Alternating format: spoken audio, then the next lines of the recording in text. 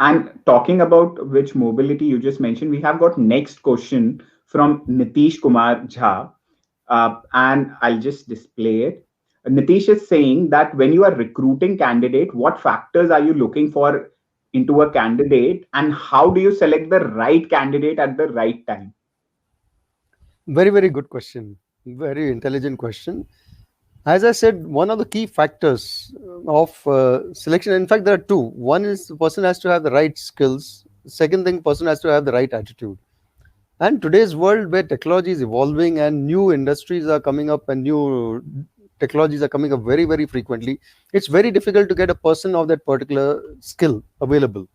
Like blockchain is now quite popular. You don't get any people trained in blockchain. Same thing, data sciences. So you have to make that transition, have to have the mental agility to make that transition. So what we try to assess in the person, either directly through our own judgmental and subjective evaluation and through again psychometric testing, is how capable is he of mentally making that switch from one stream to another. That's one.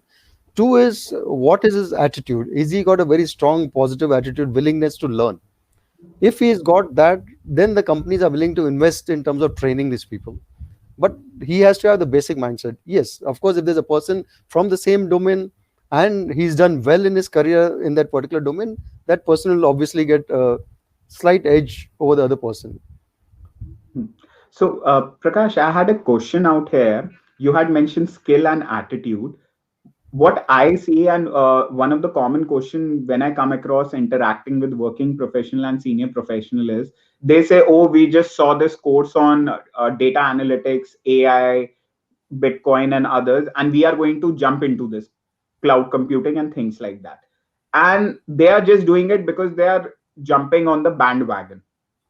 What would you suggest? Like just moments back, we just discussed about the power of advertisement, where people are getting brainwashed, and courtesy advertisement people are just doing without even realizing. Because I have had cases where people invested lakhs in a course or a training, and later on they were stuck. They were saying that Aditya, it's like a golden handcuff where we cannot get out because we are so much used to the package now, and we do not know what else to do. So what are your thoughts on that? How should a person mentally prepare themselves before jumping on a trend or getting brainwashed by the peer competition?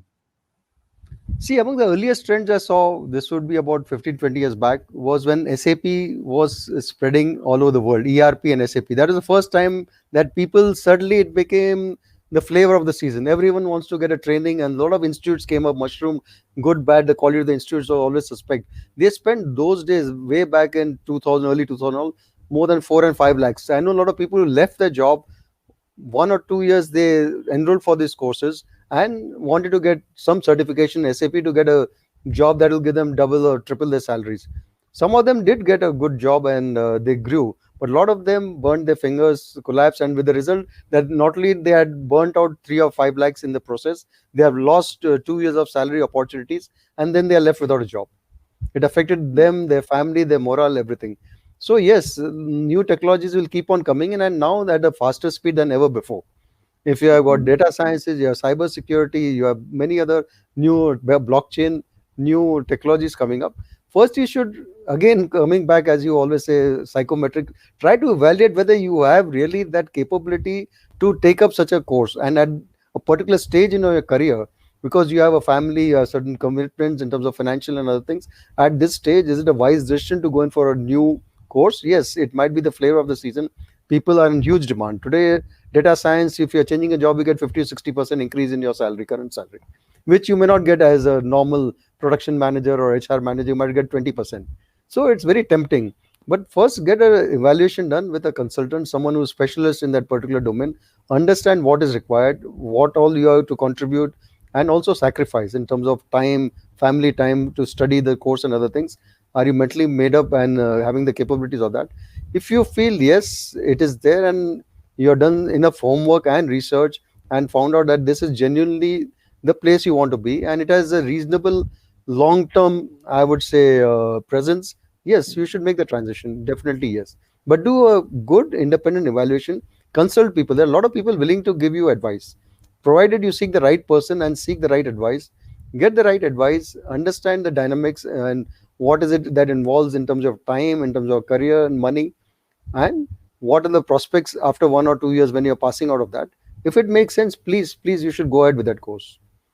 I Okay. know Now, one particular person recently, she had approached us for resume writing. She is doing well in data sciences and engineer 10 to 12 years experience.